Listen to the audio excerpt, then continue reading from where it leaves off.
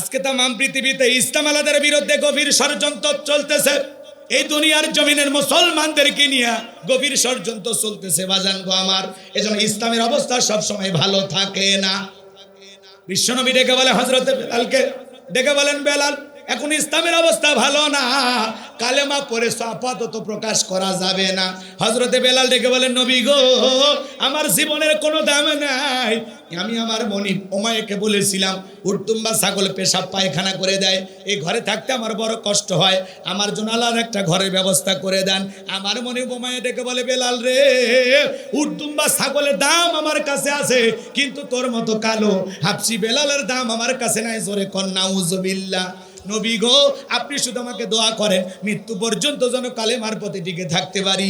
এই কথা বলে হযরতে বেলাল চলে গেলেন। পরের দিন সকালবেলা হয়ে গেল, সূর্য উদয় হয়ে গেছে, বেলাটা অনেক হয়ে গেছে।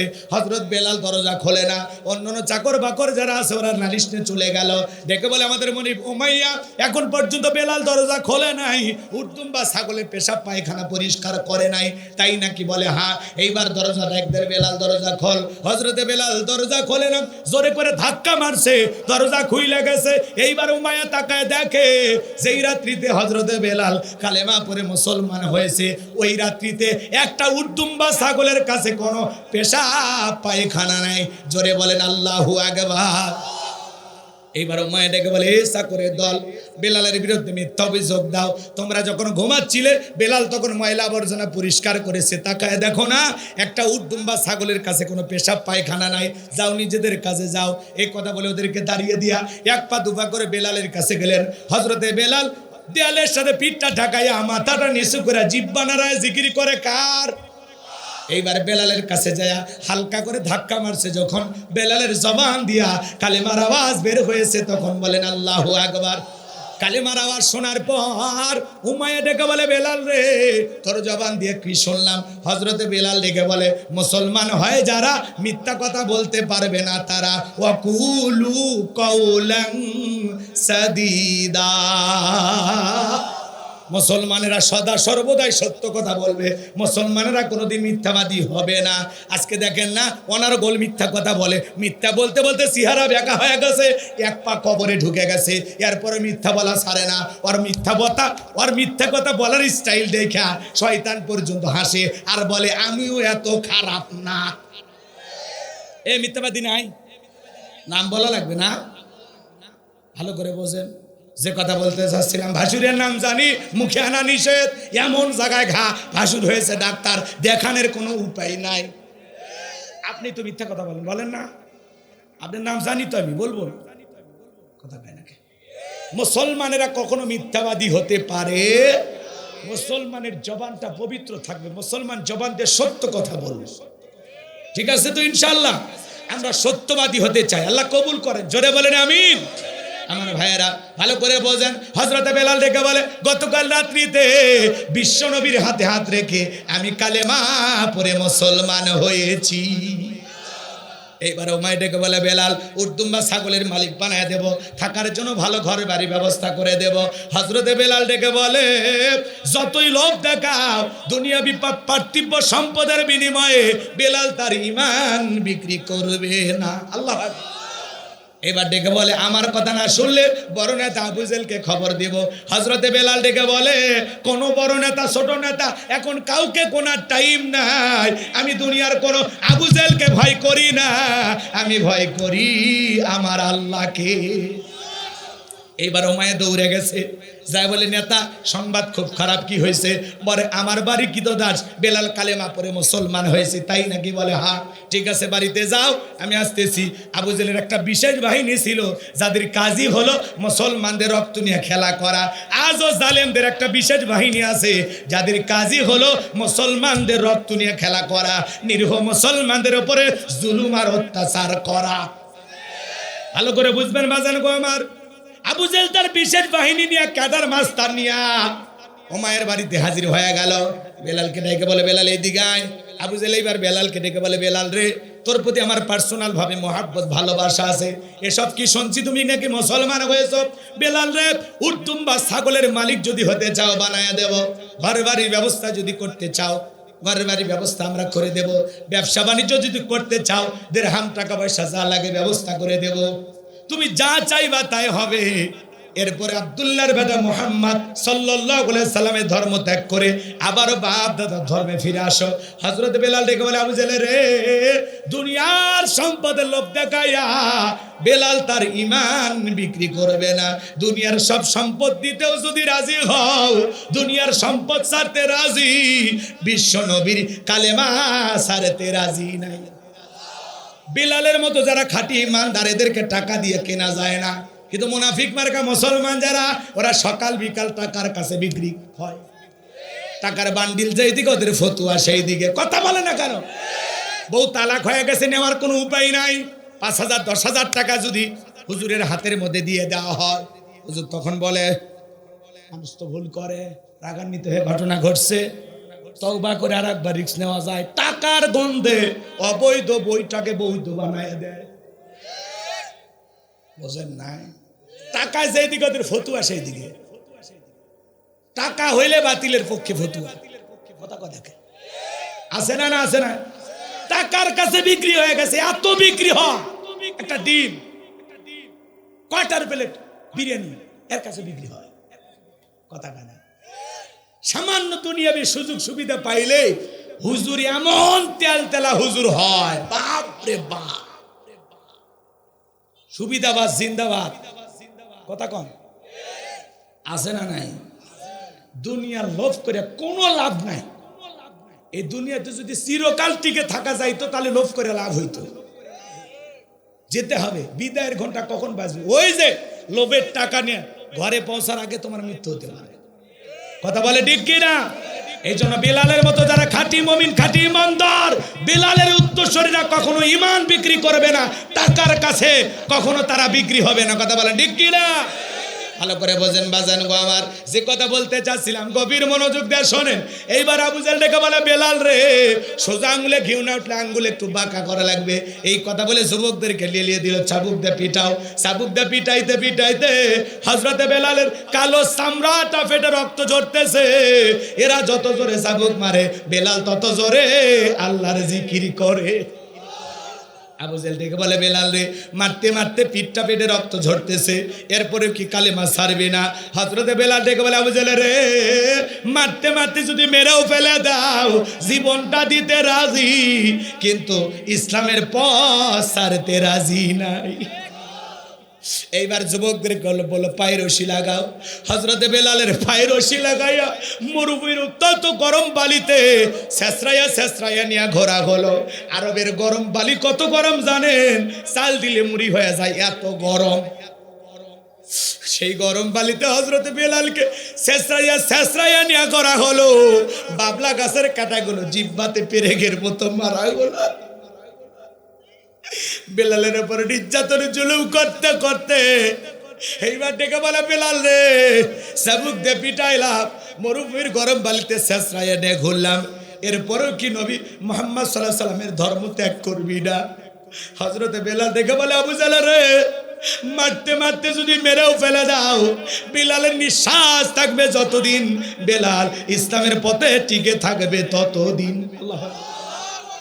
এইবার আবু জাহেল বলে, এ যুবকের দল, যাও বড় একটা পাথর নিয়ে এসে বেলালের বুকের উপরে চাপায়া দাও।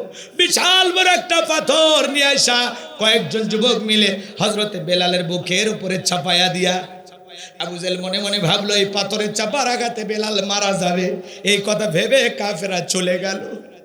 হযরতে বেলালের বুকের উপরে বিশাল বড় পাথর, এরপরেও জিহ্বা নাড়ায়া জিকির করে কার? আপনাকে তো জিকির করার জন্য কেউ পিটাই না, মারে না। জিকির করার জন্য আলাদা সময় লাগে না। দোকানদারি করতে করতে জিকির করা যায়, রিক্সা ভ্যান চালাতে জিকির করা যায়, কৃষি ক্ষেতে কাজ করতে জিকির করা যায়। অযথা বৈশা আছেন, জিহ্বা নাড়ায় জিকির করেন। হাদিস শরীফের ভিতরে আসছে, যার জিহ্বাটা আল্লাহর জিকিরে ভিজা থাকে, ওই জিহ্বাওয়ালা মানুষ কোনোদিন জাহান্নামের আগুনে জ্বলবে না। হায়রা আমার, এইবার হযরতে বেলাল জিব্বানার আল্লাহর জিকির কর, বুকের ওপরে বিশাল বড় পাথর, চোখের কোনা দিয়ে পানি ঝরতেছে। আল্লাহকে ডেকে বলেন, আল্লাহ তুমি তো সেই আল্লাহ, ইব্রাহিমের জন্য নমরুদের আগুনকে যদি ফুলের বাগান বানায় দিতে পারো, আল্লাহ তুমি কি পারো না? আমি বেলালের বুকের ওপরে পাথর থাকার কারণে তোমার মতো মালিকের জিকির করতে বড় কষ্ট হয়, আল্লাহ তুমি কি পারো না বেলালের বুকের পাথরটাকে তুলার মতো নরম বানায় দিতে? হযরতে বেলাল দোয়া করতে দেরি, আসমানের মালিক আমার আল্লাহ দোয়া কবুল করতে দেরি করে নাই, বেলালের বুকের পাথরটাকে আমার আল্লাহ পাক তুলার মতো নরম বানিয়ে দিয়েছে। এইবার বেলালের নিঃশ্বাসের সাথে পাথর ওঠে আর নামে, বলেন আল্লাহু আকবার। আরো জোরে বলেন আল্লাহু আকবার। আশিক রাসূল বেলাল, নবীর পাগল বেলাল, পোস্টার ব্যানার ছাপাইলে আশিক রাসূল হওয়া যায় না। 63 দিন ঈদে মিলাদুন নবী পালন করলে আশিক রাসূল হওয়া যায় না।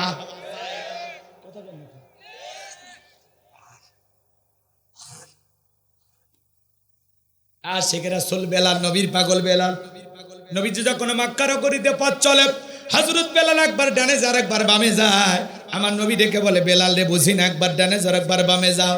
হযরত বেলাল ডেকে বলে, নবী গো আপনি কালেমার দাওয়াত দেন, ইসলামের প্রচার প্রসার করেন, ওই কাফেররা গুলো আপনার শত্রু, আপনাকে টার্গেট করে যদি তীর নিক্ষেপ করে, ওই তীরটা যেন সর্বপ্রথম আমি বেলালের বুকের ভেতরে ঢোকে। আমি বেলাল মারা গেলে ইসলামের ক্ষতি হবে না, আপনি নবী মারা গেলে ইসলাম আর মাথা উঁচু করে সামনের দিকে দাঁড়াতে পারবে না। আবার ডান দিকে যায়, ওরা যদি ডান থেকে তীর নিক্ষেপ করে, নবী গো সর্বপ্রথম যেন আমি বেলালের বুকের ভিতরে ঢোকে। নিজের জীবনের বিনিময়ে রসুলকে আগলায় রাখতেন হযরত বেলাল, বলেন আল্লাহু আকবার। সেই বেলালের উপর নির্যাতন জুলুমের কথা নবীজির কান পর্যন্ত যখন চলে গেল, আমার নবী তখন ডেকে বলে, ওয়াক্কর আমার বেলালের কষ্টের কথা আমার আর সহ্য হয় না, যাও তুমি আমার বেলালের জন্য একটা কিছু করো। হযরত ওয়াক্কর কয়েক গুণ দাম বেশি দিয়া গোলামীর জীবন থেকে, দাসত্বের জীবন থেকে, উমায়ের কাছ থেকে হযরত বেলালকে আজাদ করলেন, মুক্ত করলেন, বলেন আল্লাহু আকবার। একদিকে সাহাবায়ে কেরামদের উপর নির্যাতন জুলুম, অন্যদিকে সন্তান হারানোর ব্যথা, নবীজির মনটা ভীষণ খারাপ, চোখের কোনায় পানি। কথা বুঝেন নাই মনে হয়। নবীর যখন মন খারাপ, নবীকে সান্ত্বনা দেওয়ার দায়িত্ব কার? আমার আল্লাহ ডেকে বলে, জিবরাইল রে আমার বন্ধুর মা নাই বাবা নাই, আমার বন্ধু জন্মের আগে তার বাবাকে হারিয়ে ফেলেছে, জন্মের 6 বছর পরে মাকে হারিয়েছে, আমার বন্ধুর দুনিয়াতে আমি ছাড়া কেউ নাই। এ জিবরাইল আমার বন্ধুর মনটা হয়েছে ভারী, আমি আল্লাহ সইতে নাহি পারি, লাহু মাহফুজ থেকে সূরা কাউসার নিয়ে যায় আমার বন্ধুর উপরে নাজিল কর তাড়াতাড়ি। হযরত আনাস দেখে বলে, নবী এই মাত্র দেখলাম মনটা খারাপ, চোখের কোনায় পানি, আবার কেন মুস্কি হাসেন? আমার নবী দেখে বলে, আনাস আমার মনটা কেন খারাপ তোমরা বিষয়টা জানো, কিন্তু এই মাত্র আমার মুস্কি হাসি দেওয়ার কারণ হলো আসমান থেকে জিবরাইল এসে আমার উপরে সূরা কাউসার নাজিল করলো। বিশ্বনবী তখন সাহাবায়ে কেরামদের সামনে তেলাওয়াত করলেন, ইন্না আ'তাইনাকাল কাউসার ফাসাল্লি লিরাব্বিকা ওয়ানহার ইন্না শানিয়াকা হুয়াল আবতার। আল্লাহু আকবার। বিরক্ত লাগে? শোনেন, ছোটবেলায় বাবার হাত ধরে মসজিদে গিয়েছিলাম, ইমাম সাহেবের কণ্ঠে সূরা ফাতিহা শুনেছিলাম। আজকে আপনার বয়স 50-60 বছর পার হয়ে গেছে, যারা 5 ওয়াক্ত সালাত আদায় করেন কমপক্ষে 40-12 বেশি সূরা ফাতিহা প্রত্যেকটা দিন পাঠ করতে হয়। কেউ কি বিরক্ত হয়ে বলেছে যে সূরা ফাতিহা পড়তে আর ভালো লাগে না? ভাই বলেছে? বলেনি। ভালো করে বোঝেন। আপনার মসজিদের ইমাম সাহেব মনে করেন 30-40 বছর ধরে ইমামতি করেন, কোন হুজুরকে বলেছে, ভাই প্রত্যেক বছর প্রত্যেকটা দিন আমি তো সূরা ফাতিহাতে নামাজ পড়লাম, নিয়ত করেছি 30 বছর ইমামতি করছি, আপনারা তো আমার মুসল্লি, আমার কথা তো শুনবেন, তো কাল মাগরিব থেকে সূরা ফাতিহা বাদ ইখলাস দিয়ে শুরু, কি বলবেন? হুজুর যদি প্রথম রাকাতে পড়ে কুল হুয়াল্লাহু আহাদ, বিশুদ্ধ কি বলবেন?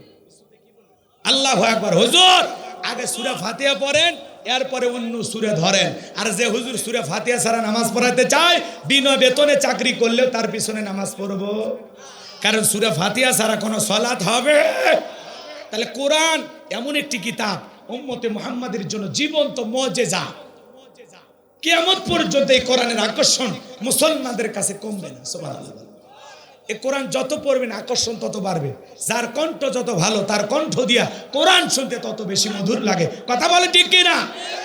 কিন্তু যারা তিলাওয়াত করতে পারে না, উল্টাপাল্টা তিলাওয়াত করে, আলহামদুলিল্লাহি রাব্বিল আলামিন আর রহমানির রহিম, আসসালাম আলাম তারা কাইফা ফাআলা, তিলাওয়াত সহি শুদ্ধ না, সুন্দর না, আছে না? তিলাওয়াতের দিক দিয়ে বিশ্ব চ্যাম্পিয়ন হলো মহিলারা।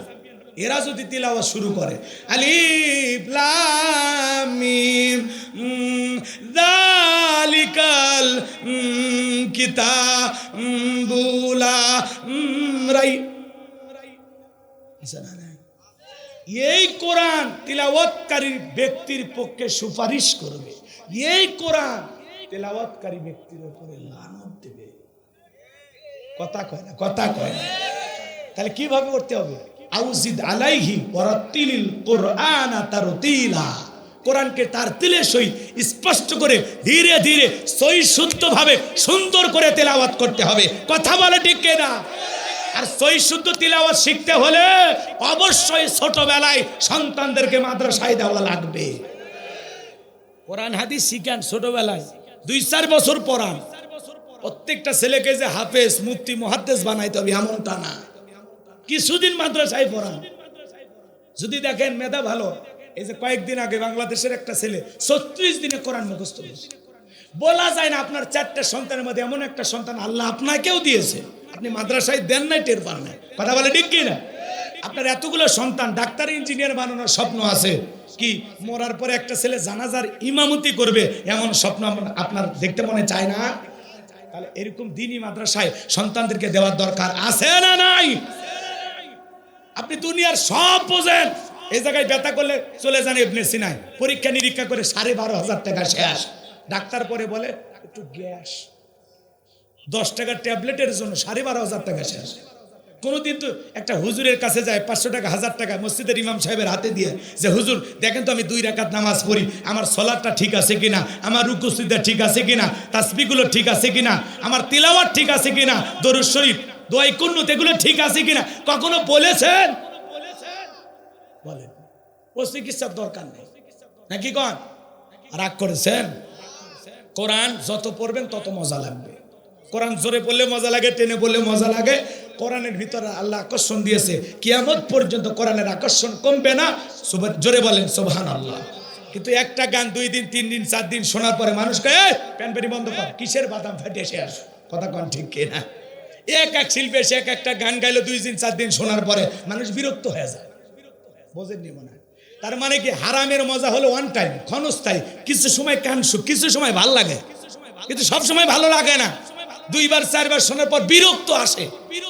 কিন্তু কোরআন মৃত্যু পর্যন্ত শুনলেও ইমানদারদের কাছে বিরক্ত লাগবে না। কথা কি বোঝা যায়? তাহলে হালালের মজা চিরস্থায়ী আর হারামের মজা হলো ক্ষণস্থায়ী। শিল্পী যে গান গাইলো, বন্ধু 3 দিন তোর বাড়িতে গেলাম দেখা পেলাম না, মানুষ কয় 3 দিন যায়ও দেখা হয় না। এর সাথে সম্পর্ক রাখলে গাড়ি ভাড়া দিতে দিতে জীবন শেষ। কথা কন ঠিক কিনা? আর এক শিল্পী যে গান গাইলো, ও প্রিয়া তুমি কোথায়, কে শয়তান তোমাকে খুঁজতেছে নফল নামাজ পড়ার জন্য। একটা শিল্পী এসে একটা গান গাইলো, যুবকের আবার ওই গান নিয়ে পাগল থাকে। হে যুবক, গান বাজনা নিঃসন্দেহে হারাম। কথা বলে না কেন? লাহওয়াল হাদিস এই শব্দের দ্বারা সূরা লোকমানের 6 নম্বর আয়াতের ভিতরে আল্লাহ বলেছেন গান বাজনা, বাদ্য যন্ত্র, গিটার, তবলা। কথা বলে সন্তানকে কোরআন শিখান। ওই সারে গামা পা নিদা ফাগা জামা গারা ওগুলো শিখে লাভ নাই, কোরআন শিখান। কথা কয় না? আমি অবাক হয়ে যাই, মুসলমান তার মেয়েকে নৃত্য শিল্পী বানানোর জন্য গানের স্কুলে, নাচের স্কুলে ভর্তি করে দেয়, আবার হজও করেছে। কথা কয় না? আছে না বাবা? আমি অবাক হয়ে যাই, এ কি মুসলমান গো, যে তার সন্তানকে গান শেখানোর জন্য গানের স্কুলে দেয়, নাচ শেখানোর জন্য নাচের স্কুলে ভর্তি করে দেয়। এ কি মুসলমান? আবার দেখবেন এই যে খুদে গানরা সেরা কণ্ঠ, এই যে গানের যে প্রতিযোগিতা হয়, ওখানে যদি ছেলে মেয়ে চান্স পায়, ইয়েস কাট পায়, অভিভাবকদের অভিমত যখন জিজ্ঞাসা করা হয়, আপনার মেয়ে আপনার ছেলে ইয়েস কাট পেয়েছে, কয় আলহামদুলিল্লাহ, আমি আল্লাহর কাছে আর কিছুই চাই না। চিন্তা করছেন? আহা, আপনার সন্তান যদি সালে আহমেদ তাকরিমের মতো হয়, তাহলে বলতে পারেন আল্লাহ এরকম একটা সন্তান দিয়েছেন, আর কিছুই চাই না। বোঝেন নাই? বোঝেন নাই? হাফিজ জাকারিয়ার মতো একটা সন্তান চান, নাজমুস সাকিবের মতো একটা সন্তান চান, যে সন্তানগুলো বিশ্ব জয় করে, পুরো পৃথিবীর কাছে বাংলাদেশের পতাকাকে, বাংলাদেশের সম্মান মর্যাদাকে উঁচু করে তুলবে। আর আপনার স্ত্রীর পেট থেকে আর আপনার মতো গর্বিত বাবার একটা সুসন্তান জন্মগ্রহণ করবে, যে বিশ্ব চ্যাম্পিয়ন হাফেজ হবে। কথা কয় না কেন? এরকম সন্তান আপনি কামনা করেন, আপনি চান আপনার ছেলে মেয়ে গান শিখুক। আফসোস মুসলমান, আমি গুনাহগার, এই কথাগুলো বাস্তবতার সাথে তুলে ধরি, এজন্য অনেকে আবার মন খারাপ করে, কমেডিয়ান বক্তা, গান গাওয়া বক্তা। বলেন, আপত্তি নাই, যেদিন মারা যাব সেদিন বুঝবেন যে কথাগুলোর প্রয়োজন ছিল। নরম বক্তা অনেক আছে, কথা কয় না কেন? কিন্তু এরকম খুলে খুলে বাস্তব কথাও দুই একজনের বলা লাগবে। কথা বলে ঠিক না? আঙ্গুল দিয়ে ধরায় দেওয়া লাগবে যে দোষটা কোথায়, সমস্যাটা কোথায়। কথা বলে না কেন? তাহলে মুসলমান, গান বাজনা আমাদের জন্য জায়েজ না হারাম? আরো জোরে বলেন, জায়েজ না হারাম? মনে থাকবে তো ইনশাআল্লাহ? এই যুবক, তোমাদের মোবাইলে গান থাকলে ডিলিট করে দাও, পরিবর্তন হয়ে যাও। শোনা যুবক, তোদের পায়ে হাত দিয়ে অনুরোধ করি, ইসলামী সঙ্গীত শোনো, কোরআন তিলাওয়াত শ্রবণ করো, হাক্কানি উলামা একরামদের বয়ান শোনো, আজে বাজে গান শোনো না। আল্লাহ যুবকদেরকে হেদায়েত দান করুন। জোরে বলুন আমিন, আরো জোরে বলুন আমিন। এইবার চলেন 1 নম্বর আয়াত। কষ্ট হবে আমার ভাইয়ের? আল্লাহ রাব্বুল আলামিন বলেন, ইন্না আ'তাইনাকাল কাউসার। আল্লাহু আকবার। আমার আল্লাহ ডেকে বলেন, নবী গো, নিশ্চয় আমি আল্লাহ পাক আপনাকে হাউজে কাউসার দান করেছি। বলুন সুবহানাল্লাহ। ইন্না আ'তাইনাকাল কাউসার, অবশ্যই আমি আল্লাহ পাক আপনাকে হাউজে কাউসার দান করেছি। দুনিয়ার অন্য কোন নবী রাসূলকে আল্লাহ পাক হাউজে কাউসার দান করে নাই। আপনার আমার বিশ্ব নবীকে আল্লাহ রাব্বুল আলামিন হাউজে কাউসার দান করেছেন। বলুন সুবহানাল্লাহ। এই হাউজে কাউসারের পানি মধুর চাইতে মিষ্টি, দুধের মতো সাদা, পানির চাইতেও ক্লিয়ার। কঠিন কিয়ামতের ময়দানে যেদিন সূর্য সোহাগ মাথার উপরে চলে আসবে, জমিন হবে তামার জমিন, মানুষের জিহ্বা কুকুরের মতো ঝুলে আসবে নামি পর্যন্ত। যেদিন মা তার সন্তানের পরিচয় দেবে না, ভাই ভাইয়ের পরিচয় দেবে না, স্ত্রী স্বামীর পরিচয় দেবে না। এ বাজার, যেদিন আল্লাহর আরশের ছায়া ছাড়া আর কোনো ছায়া থাকবে না, ওই কঠিন কিয়ামতের ময়দানে বিশ্ব নবীর হাতে এক পেয়ালা হাউজে কাউসারের পানি যে পান করবে, কিয়ামত দিবসের একদিন হবে 50,000 বছরের সমান।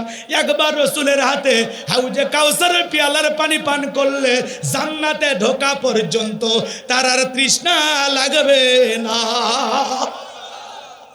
বিশ্ব নবী হাউজে কাউসারের পেয়ালা নিয়ে দাঁড়িয়ে থাকবেন। ভালো করে বোঝেন, হযরত আবু বকর সিদ্দিক রাদিয়াল্লাহু তাআলা পেয়ালাগুলো ভরায়া দিবেন, মাঝখানে দাঁড়িয়ে থাকবেন হযরত ওমর। হযরত ওমর বিশ্ব নবীর হাতে দিবেন, আর বিশ্ব নবী তার আদরের উম্মতদেরকে খুঁজে খুঁজে হাউজে কাউসারের পানি পান করাবেন। হাউজে কাউসারের পেয়ালার সংখ্যা কত? আকাশের তারকারাজি গুণে কি শেষ করা যাবে? কথা বলেন। হাউজে কাউসারের পেয়ালার সংখ্যা আপনি গুণে শেষ করতে পারবেন না। মানুষ যখন দলে দলে হাউজে কাউসারের পানি পান করার জন্য রাসূলের দিকে জমরা করবে, আল্লাহ রাব্বুল আলামিন মাঝ পথে কিছু মানুষের সামনে পর্দার আবরণ তৈরি করে দেবেন। আমার আল্লাহ রাব্বুল আলামিন যখন পর্দার আবরণ তৈরি করে দেবেন, আমার নবী তখন ডেকে বলবেন, আল্লাহ, আমার অনেক উম্মত আসতেছিল দলে দলে, এখন কিছু সংখ্যা কমে গেল, ব্যাপারটা কি? আমার আল্লাহ তখন ডেকে বলেন, নবী গো, ও আমার বন্ধু, আপনি তো সবাইকে হাউজে কাউসারের পানি পান করাইতে পারবেন না। দুনিয়ার জমিনে 2টা অপরাধ করেছিল যারা, আজকে হাসরের ময়দানে হাউজে কাউসারের পেয়ালার পানি পান করতে পারবে না তারা। নামাজ রোজা হজ যাকাত অনেক কিছু করেছে, এরপরেও হাউজে কাউসারের পানি পাবে না, দুইটা অপরাধ থাকার কারণে। কয়টা অপরাধ? ওদিকে বলতে আধা ঘন্টা লাগবে, বলবো বিরক্ত যেন হইন না। ভালো করে শোনেন, হাউজে কাউসারে পেয়ালা পান করার জন্য রসুলের কাছে সবাই যাবে। এক পেয়ালা পানি পান করলে জান্নাতে ঢোকা পর্যন্ত তৃষ্ণা লাগবে না। রসুলের হাতে হাউজে কাউসারের পেয়ালার পানি, আর আল্লাহর আরশের নিচে শ্রেণীর মানুষ ছায়া পাবে। এই ভিআইপি গ্যালারি, এর ভিতরে যারা স্থান পাবে, এরা এই মানুষগুলো যে জান্নাতি, এতে আর কোনো টেনশন। সুবহানাল্লাহ বলবেন। এখন রসুলের হাতে হাউজে কাউসারের পেয়ালা কারা কারা পান করতেছেন একটু হাত তুলে দেখান তো। সবাই একটু হাত তোলেন যারা যারা পান করতে চান। রসুল হাউজে কাউসারের পেয়ালা নিয়ে দাঁড়িয়ে থাকবেন, আর আমরা যাব রসুলের চাঁদ মুখখানা দেখব, রসুলের হাতে এক পেয়ালা হাউজে কাউসারের পানি পান করব। আল্লাহ কঠিন কিয়ামতের ময়দানে রসুলের হাতে এক পেয়ালা করে হাউজে কাউসারের পানি পান করার সৌভাগ্য আল্লাহ আমাদের সবাইকে দান করুন। জোরে বলেন আমিন। আরেকবার জোরে বলেন আমিন। শেষবারের মতো বলেন আমিন। হাত নামান। এই যে হাউজে কাউসারের পেয়ালা পর্যন্ত পৌঁছাইতে গেলে আপনাকে যে একটু কষ্ট করে লাগবে, বুঝলেন না? আমি মুসাফির মানুষ, ধরেন এলাকায় আসার পরে একটা ছেলেকে কিছু চকলেট দিলাম হাতের মধ্যে, দিয়ে বললাম বাবা এক বন্ধা একটু পানি নিয়ে আসো তো, আমি একটু উজু করবো। ওই ছেলেটা চকলেট পাওয়ার আনন্দের ঠেলে মারছে দেবো, মাঝপথে যে আচার খাইয়ে পুড়ে গেছে, হাঁটু ছিলে গেছে, একটু রক্ত বের হয়েছে, চামড়া উঠে গেছে, কিন্তু চকলেট থাকার খুশির কারণে উঠে দাঁড়াইছে। দাঁড়াইয়া বদনাম হইয়া পানি নিয়ে আমার সামনে হাজির। আমি তখন বললাম বাবা এই পানিটা হাঁটতে গিয়ে তোমার কষ্ট হয়েছে, ওই যে মাঝখানে পড়ে গেল, ব্যথা পাইছো মনে হয়, কষ্ট হয়েছে তোমার। ওই চকলেট থাকার খুশির ঠেলায় ওই ছেলে তখন বলতেছে আমি এরকম কত পড়ে যাই, আমার কিছুই হয় না। কথা কয় না। তো কঠিন কিয়ামতের ময়দানে রসুলের হাতে এক পেয়ালা হাউজে কাউসারের পানি পান করলে কিয়ামত দিবসের যে বিশাল লম্বা সময়, এই যে কঠিন একটা দিন আপনার কাছে কঠিন মনে হবে না, আল্লাহ সহজ করে দেবে।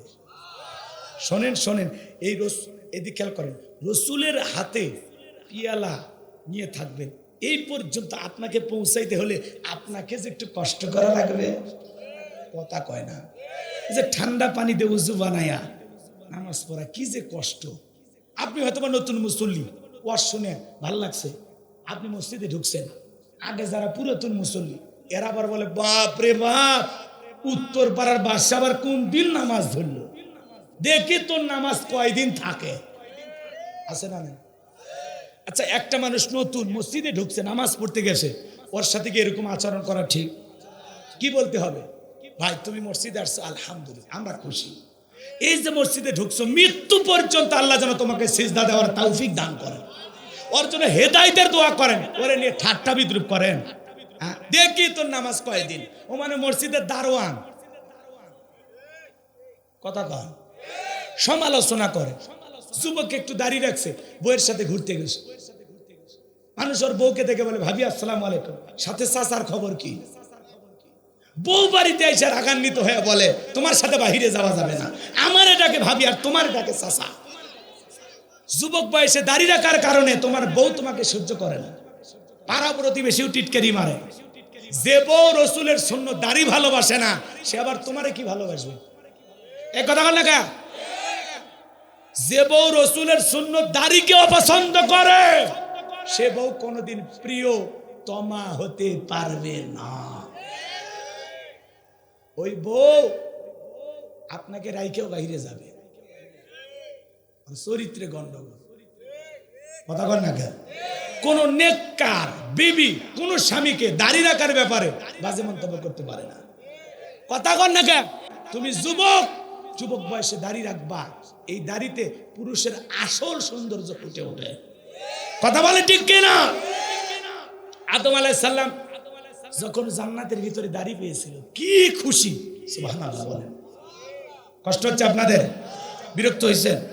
হন, কোনো সমস্যা নেই। আমার ভাইরা যে কথা বলতে চাচ্ছিলাম, গভীর মনোযোগ দিয়ে কথাগুলো শুনবেন বাজার। আমি গুনাহগার আপনাদের উদ্দেশ্যে যে কথা বলতে চাচ্ছিলাম, মন খারাপ করবেন না। হাউজে কাউসারের পেয়ালার পানি পান করতে গেলে কাজ করতে হবে দুইটি। জোরে বলেন কয়টি? দুইটি কাজ। আল্লাহ রাব্বুল আলামিন সেইটা 2 নম্বর আয়াতে জানায় দিলেন। সবাই একটু পড়েন আমার সাথে, ফাসাল্লিলি রাব্বিকা ওয়ানহার, ফাসাল্লিলি রাব্বিকা ওয়ানহার। 1 নাম্বার হলো রবের উদ্দেশ্যে সালাত আদায় করা। ফাসাল্লিলি রাব্বিকা, রবের উদ্দেশ্যে সালাত, নামাজ হবে একমাত্র কার জন্য? ইন্না সালাতি ওয়া নুসুকি ওয়া মাহইয়ায়া ওয়া মামাতি লিল্লাহি রাব্বিল আলামিন।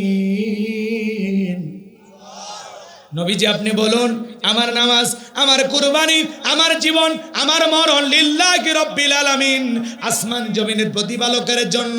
তাহলে মুমিন জীবনের ইবাদত হবে একমাত্র কার জন্য? ফাসাল্লিলি রাব্বিকা, রবের উদ্দেশ্যে সালাত। সালাত আদায় করতে হবে একমাত্র আল্লাহর নৈকট্য লাভের আশায়, আল্লাহকে রাজি খুশি করার আশায়। কি ভাই বিরক্ত হচ্ছেন আপনারা? নামাজের কথা শুনলে কেন জানি তিরিং বিরিং শুরু করছেন। বলবো না না? এদিক খেয়াল করেন, যদি একজন মানুষও নামাজ পড়ে আজকের মাহফিল কবুল হবে।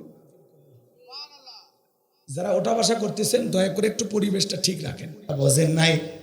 সাংবাদিকেরা বলতেছেন আপনার বাচ্চা কাচ্চা কয়জন? বলে 5টা। আপনি কি চোখে দেখতে পারেন? বলে হালকা একটু দেখতে পারি, কিন্তু কোথায় গাড়ি পড়েছে, কই পড়েছে আমি কিছুই জানি না। আপনি কি রাজনীতি করেন? বলেন না, আমি জন্মের পর থেকে রাজনীতি করি না। ও কি জিনিস আমি বুঝি না। আল্লাহু আকবার বলেন। একটা অন্ধ দৃষ্টি প্রতিবন্ধী আজকে সেও মিথ্যা মামলার আসামি। কথা কন না কে? এই জন্য তো মাঝে মাঝে এদেশের মরা মানুষও ভোট দেয়। কথা কন ঠিক কিনা? এমন ঘটনা ঘটা স্বাভাবিক। ময়মনসিংহের এক চাচা, ওনার মোবাইলই নেই, ডিজিটাল নিরাপত্তা আইনে তাকে মামলা দেওয়া হয়েছে। চাচা বলে বাবা টাচ মোবাইল কি, ও বাটন সেট যেটা ওইটাও তো আমার নাই। কথা কয় না কে? এরকম নিরপরাধ মানুষ, হাজারো নিরপরাধ মানুষ মিথ্যা মামলার আসামি হয়। কথা বলে ঠিক কিনা? এই যে মিথ্যা মামলার আসামি বানায়, মানুষকে যে হয়রানি করা হয়, মানুষকে যে কষ্ট দেওয়া হয়, বছরের পর বছর জেলখানায় তাকে বন্দি করে রাখা হয়, মনে রাখবেন জবাব কিন্তু আল্লাহর কাছে একদিন দিতে হবে। যেদিন আল্লাহ রাব্বুল আলামিন বিচার দিবস কায়েম করবেন, মালিক ইয়াউমিদ্দিন, শেষ বিচার দিবস কায়েম করবেন, আল্লাহ যেদিন হবেন আহকামুল হাকিমিন, সেদিন হবে না এই বিচার। প্রত্যেকটা মানুষ তার অধিকার ফিরে পাবে। কথা বলে ঠিক কি না? কথা বলে ঠিক কি না? রাগ করছেন? করেন, সমস্যা নাই। বাস্তবতা বলতে হবে। সমাজ যাচ্ছে কোন দিকে? একটা অন্ধ মানুষ, সে নাকি গাড়ি পোড়াইছে, ও চোখেই দেখে না কোথাকার আগুন কই লাগাবে। কথা কন না কে? ও কিছু বোঝে? ভালো করে বুঝবেন। সমাজের এই কথাগুলো যখন আমরা শুনি তখন মনে হয় কই আসি, কোন দেশে আসি, কোন সমাজে আসি। কথা কন। আর হুজুরেরা যদি একটু ভিতরে যায় আপনারা আফসোস করেন। হ্যাঁ, নায়িকা এতগুলো বিয়ে করে কাবির নামা লাগে না, নায়ক বিয়ে করে কাবির লাগান, কাবির নামা নামে না। বুঝেন নাই? নায়কের কাবির নামা নামে লাগে, বিয়ের কাবির লাগে না, হুজুরের লাগবে। কথা কন ঠিক কি না? আল্লাহ সমাজের সকল মানুষদেরকে হেদায়েত দান করুন। জোরে বলেন আমিন। এ সকলের মানুষের জানমালের আমরা নিরাপত্তা চাই। আল্লাহ এ সমস্ত হয়রানি পেরেশানি থেকে বাংলাদেশের মানুষকে হেফাজত করুন। জোরে বলুন আমিন। তাহলে ফাসাল্লিলি রাব্বিকা, রবের উদ্দেশ্যে সালাত আদায় করা লাগবে। নামাজ হবে একমাত্র কার জন্য? ওয়াল্লাযীনা ইয়াবিতুনা লিরাব্বিহিম সুজদান ওয়া কিয়ামা, যারা রাত্রি জাগরণ করে, আমি আল্লাহকে সিজদা দেয়, আমি আল্লাহর জন্য দণ্ডায়মান থাকে। যুবক রে, 5 ওয়াক্ত নামাজ এটা তো আদায় করাই লাগবে, এটা তো ডিউটি। কথা বলে না কেন? 5 ওয়াক্ত সালাত এটা তো আদায় করতে হবে। পাশাপাশি রাতের 1টা 2টা 3টার দিকে ওইটা, যারা তাহাজ্জুদের যায় নামাজে দাঁড়া যায়, রাতের 1টা 2টা 3টার দিকে ওইটা বিবির ভালোবাসা ত্যাগ কইরা, আরামের বিছানা ত্যাগ কইরা, ঠান্ডা পানি দিয়া ওযু বানায়া নিরালায় নিবৃত্তিতে যায় নামাজে দাঁড়ায় গেলেন। এই নামাজ দুনিয়ার কাউকে দেখানোর জন্য নয়, এই নামাজ হলো একমাত্র আল্লাহকে রাজি খুশি করার জন্য। কথা বলেন ঠিক কিনা? قد أفلح المؤمنون الذين هم في صلاتهم خاشعون। আমার আল্লাহ বলেন অবশ্যই মুমিনরা সফল যারা নিজেদের সালাত বিনয়ের সহিত নম্রতার সহিত আল্লাহর ভয় নিয়ে আদায় করে। যুবক রে, সারা রাত ইমো মেসেঞ্জারে কথা বললাম, ফজরের আজান হয় যখন ঘুমাইতে যাও তখন যুবক রে, এই ঘুম ভাঙলে সকাল, না ভাঙলে পরকাল। যুবক রে, তোমার অন্তরে কি একটু আল্লাহর ভয় লাগে না? আজান হয়, তোমার কি অন্তরে একটু কাঁপে না? যুবক রে, কেন তুমি মসজিদে যাও না? কেন আল্লাহকে সিজদা দাও না? যুবক রে, নামাজ পড়ো, দেখো জীবনে একটা আলাদা শান্তি পাইবা। আজকের মাহফিল থেকে সকলের প্রতি আমার অনুরোধ, আজ থেকে 5 ওয়াক্ত সালাত মসজিদে কারা কারা আদায় করবেন, 2 হাত তুলে আল্লাহকে একবার দেখা। আল্লাহ আমাদের সবাইকে 5 ওয়াক্ত নামাজি বানায় দেন, জোরে বলেন আমিন। আপনামান ফাসল্লি রব্বিকা, রবের উদ্দেশ্যে সালাত আদায় করব। ওয়ানহার মানে কুরবানি করা। কুরবানি করা মানে খালি গরু ছাগল জবাই করা না, নিজের আমিত্বকে কুরবানি করা, অহংকারকে কুরবানি করা, নিজের ভিতরে থাকা পশুসুলভ আচরণকে কুরবানি করা, সময়কে কুরবানি করা, অর্থকে কুরবানি করা। বলছেন ভালো করে বলছেন, ওয়ানহার মানে কুরবানি করা। আমাদের সমাজে আমরা এমন গরু কুরবানি করি, 7 জন ভাগে কেনে, 4 জন দড়ি ধরে টানে, পেছন থেকে 3 জন ঠেলে, যেই গরুর উপরে বয়স্ক ভাতা ওয়াজিব। কথা কয়, কুরবানির স্থান পর্যন্ত হেঁটে যাওয়ার শক্তি নাই, আছে না? তখন বলতে হুজুর জবাই করে দেন। হুজুর বলে এমন গরু জবাই করলে তো হবে না। বলে হুজুর, ওপরে হাড় দেখা গেলে ভিতরে গোস্ত আছে, আছে না নাই? বাজান গো, এমন গাবি জবাই করলে হবে না। তাসুরুন নাযিরিন, চমৎকার একটা গাবি জবাই করতে হবে, আকর্ষণীয়, হুষ্ট পুষ্ট, মোটা, তাজা, সুন্দর। কথা বলে, আপনি কয় লাখ টাকা দিয়ে কুরবানি দিলেন, আল্লাহ ওইটা দেখে না। আল্লাহ দেখে বান্দার অন্তরে তাকওয়া। ওয়ালাকিন ইয়ানালুহুত তাকওয়া মিনকুম। আল্লাহু আকবার বলেন। আপনি 2 লাখ টাকা দিলেন না 5 লাখ টাকা দিয়ে কুরবানি দিলেন, আল্লাহ ওইটা দেখেন। আপনি যদি 10,000 টাকার একটা ছাগলও দেন, নিয়ত সহি, টাকা হালাল, আপনি নামাজি হয়ে কুরবানি দিচ্ছেন, আপনার ওই ছাগলের রক্ত জমিনে পড়ার আগেই আরশের মালিক আল্লাহর কাছে কবুল হয়ে যাবে। আল্লাহ কবুল করেন, জোরে বলেন আমিন। তাহলে আমরা কুরবানি করব কাকে খুশি করার জন্য? আল্লাহকে রাজি খুশি করার জন্য। আল্লাহ তৌফিক দান করুন, জোরে বলুন আমিন। অনেকে আবার বলে কুরবানি না দিলে ছেলে মেয়ে কার দিক তাকায় থাকবে, অতএব কিস্তি তুলে হলেও কুরবানি দেব। কয় কুরবানি না দিলে নতুন জামাই বাড়িতে গোস্ত কেমনে পাঠাবো, অতএব সুদের উপর টাকা নিয়ে হলেও দেব। ভাই, এদের কুরবানি হবে? কথা বলেন, হবে? আবার অনেকে হাজি মানুষ বেনামাজির সাথে ভাগে কুরবানি দেয়, সুদখোর ঘুষখোরের সাথে ভাগে কুরবানি দেয়। জিজ্ঞাসা করলে, হাজি সাহেব আপনি এই সমস্ত ব্যক্তিদের সাথে কেন কুরবানি দিচ্ছেন? আপনি একাই দেন, একটা ছাগল দেন। কয় বাড়িতে কেউ ছাগলের গোস্ত খায় না। কথা কয় না, যে গরুর গোস্ত খাওয়ার আশা হাজি মানুষ বেনামাজির সাথে ভাগে কুরবানি দেয়। আপনাদের ওয়াদা ঠিক আছে, বুঝলাম, ধন্যবাদ আপনাদেরকে, আমি দোয়া করে দিচ্ছি এখনই। কষ্ট হচ্ছে আপনাদের? তাহলে কুরবানিও দেবো কার জন্য? আরো জোরে বলেন। আরে ভাই, জামাই বাড়িতে গোস্ত পাঠানোর আশায় কুরবানি না, ছেলে মেয়েকে খাওয়ানোর আশায় কুরবানি না, কুরবানি হবে আল্লাহর জন্য। জবাই করার পরে আপনি আপনার বউ বাচ্চা নিয়ে খাবেন, গরিব দুঃখী মানুষকে দেবেন, আত্মীয় স্বজনকে তো দেবেন। কথা বলেন, তার নিয়ত সই করেন যে কুরবানিটা আল্লাহর জন্য, জবাই করে পরে খাইন। কথা কয় না। আবার কেউ কুরবানি কিনে নিয়ে এসে রাস্তায় বাঁধে রাখে, কয় তালুকদার সাহেব কত? কয় 5 লাখ। কয় ঠকেন নাই, জিতছেন। তালুকদার কয় আমি ঠকার মানুষ, পিছনে যে রান, 1 রানে তো 6 মণ গোস্ত হবে।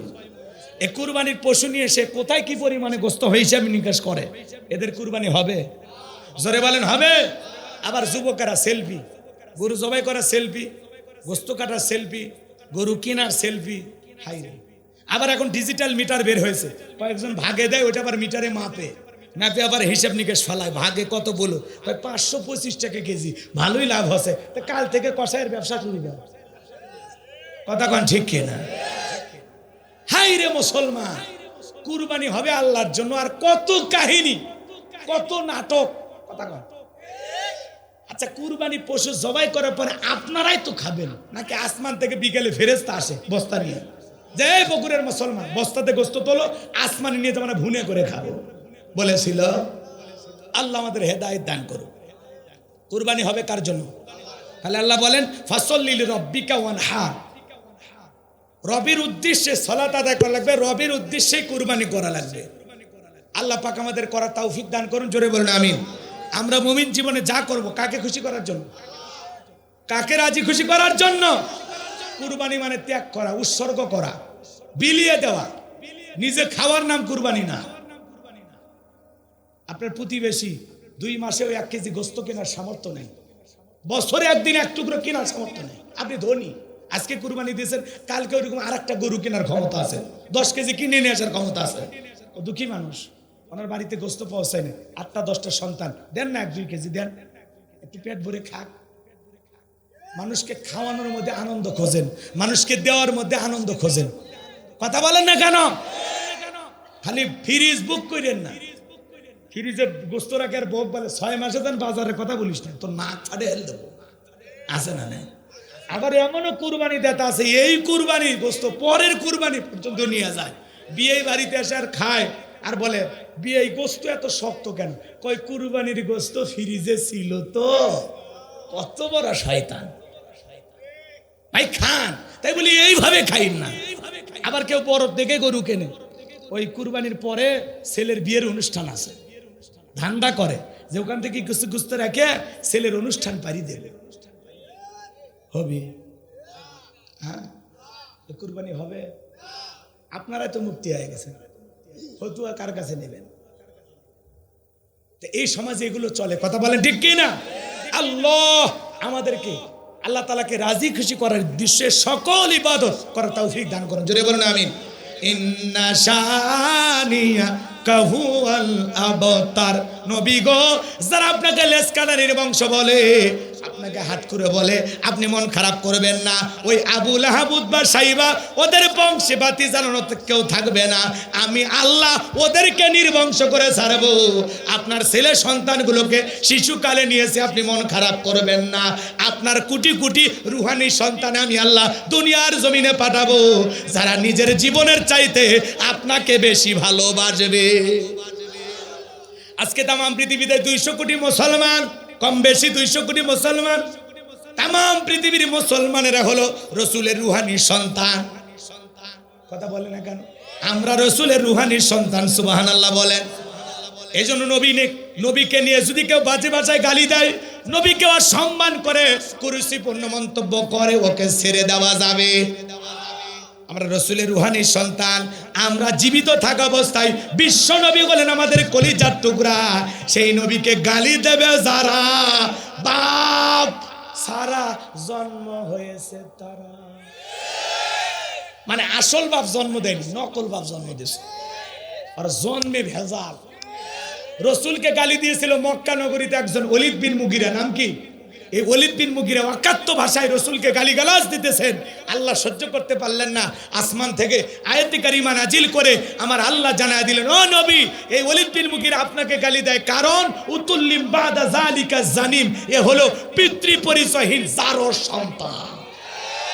একটা বাস্টার নবীকে গালি দেয় তারা, অবৈধভাবে দুনিয়াতে জন্ম হয়েছে যারা। ওলীদ বিন মুগিরা আরবের মানুষ, কথা শোনার পর মাথা গরম হয়ে গেছে, দেখে বলে নবী আপনি থাকেন, আমি আসতেছি। কারণ ছেলেটা বৈধ না বৈধ জানে কি? ফ্যাক্টরির মালিক মা, কথা কোন ঠিক কিনা? ওলীদ বিন মুগিরা তার মায়ের কাছে চলে গেল, যায় বলে মা, বিশ্বনবী আমাকে বলেছেন উতুল্লিম বাদা জালিকা জানিম, আমি নাকি পিতৃ পরিচয়হীন যার সন্তান, আমার জন্মে নাকি সমস্যা আছে, মা যা বলবি সত্য বলবি, মিথ্যা বলবি না। ওলীদ বিন মুগিরার মায়ের নাম ছিল ঝর্ণা। মনে মনে ভাবতেছে, বাবা রে, এই গোপন তত্ত্ব নবী কেমনে জানলো? নবী তো জানতেন না, নবীকে জানিয়ে দিয়েছেন তিনি কে? আরো জোরে বলে। এইবার ওলীদ বিন মুগিরার মা বলতেছে, বাবা রে, আমিও মিথ্যা কথা বলবো না, বয়স হয়ে গেছে, মিথ্যা বলে লাভ কি? যা বলবো সত্য বলবো। তোর বাবা ব্যবসা বাণিজ্যের কাজে এতটাই ব্যস্ত ছিল, তোর বাবা টাকা চেনে, তোর মায়ের মন চেনে না। আমার সোনালী দিনগুলো চলে যায়, বুকে বালিশ নিয়ে ঘুমায়, তোর বাবা আমার কাছে আসে না। তোর বাবা ব্যবসা বাণিজ্যের কাজে এতটাই ব্যস্ত ছিল, মাসের পর মাস চলে যায়, তোর বাবা আমার দিকে ফিরেও তাকায় না। কথা কন না? তখন ডেকে বলে, বাবা রে, আমি বাড়ির পাশে তাকায় দেখি তোর চাচা ঘুর ঘুর করতেছে। ভাই যখন বিদেশে থাকে, এলাকায় দেবরের আমদানি কমে না বাড়ে, ওরা সে স্লোগান দেয়, ভাইয়া তোমার বর, আমি যে দেবর ভেবে দেখো ভাবি, কার কত দাবি, ভাই গেছে মালয়েশিয়ায়, আমরা তো দেশে আসি, আছে না নাই? ওরা সুযোগ পাইলে ভাবির ঘরে ঢুকে বলে, ভাবি আপনার চেহারা দেখে মনে হয় না যে আপনার বিয়ে হয়েছে। কেরে বদমাইশ, বিয়ে না হলে ভাবি ডাকিস খা। ভাবি তখন ডেকে বলে, ডিজিটাল ভাবি, তুমি শুধু এ কথা বলো, তোমার ভাই তো বলে না। ওই ছেলে আবার চালাক, ইউটিউব দেখে দেখে টিপস শিখছে কিভাবে মহিলা পটানো যায়। কথা কয় নাকি? ওই টিপস অনুযায়ী ভাবিকে বলতেছে, ভাবি ভাই আর কি সেই চোখ আছে? কথা কয় না কেন? ভাবি যদি ইমানদার, নেককার, দিনদার, আল্লাহওয়ালা হইতো, ডেকে বলতো, কুল্লিল মুমিনিনা ইয়াগুদ্দুনা মিন আবসারিহিম।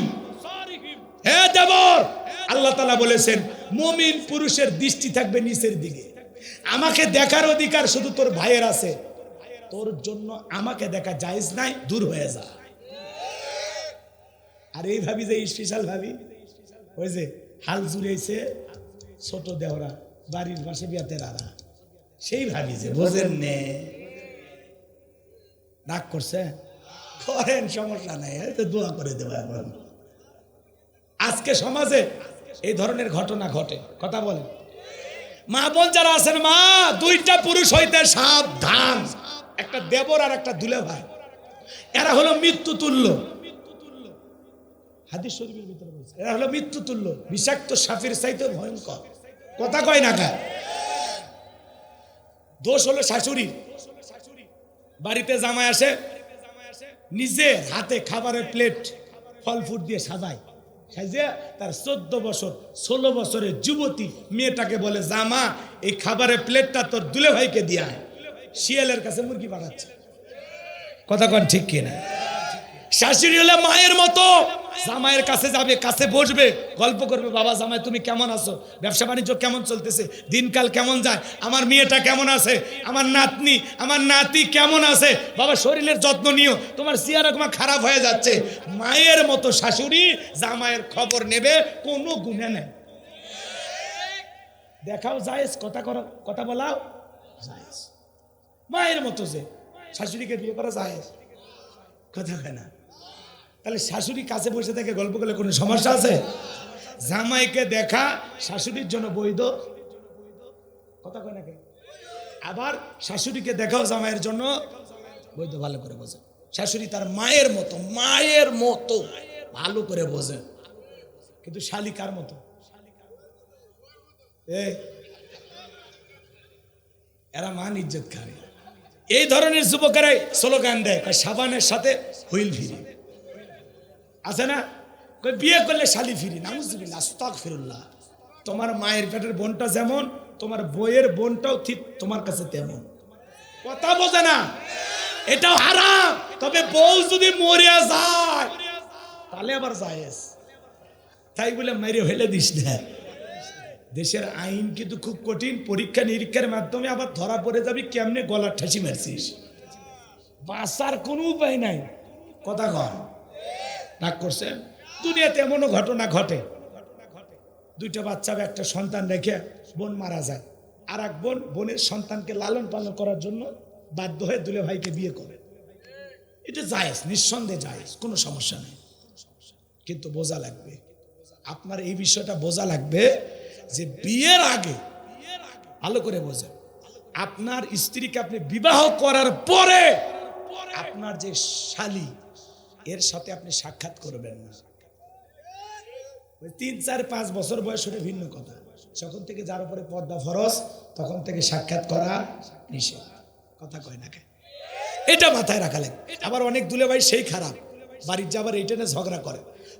বউকে বলে, তোর বাপের বাড়ির যাওয়ার জন্য আমাকে একদিনও বলবি না, তোর বোনের এত অহংকার, আমি দুলে ভাই বাড়িতে যাই, দুইটা মন খুলে গল্প করে না। এরকম দুলে ভাই যুদ্ধে এটা করালেন।